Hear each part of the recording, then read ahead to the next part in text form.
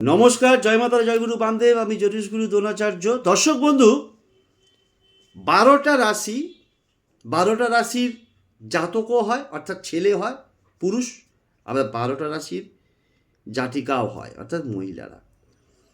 কিন্তু আমরা অনেকেই বলে থাকি যে আমরা যারা পুরুষ, এই পুরুষের স্ত্রী ভাগ্যে উন্নতি, স্ত্রী ভাগ্যে যশ লাভ, চাকরি প্রাপ্তি, এগুলো আমরা বলে থাকি। তাই এই 6টা রাশির মহিলারা নিজের স্বামীর কাছে লক্ষ্মী স্বরূপা হয়ে থাকে। কোন কোন 6টা রাশি চলো জেনে নেওয়া যাক।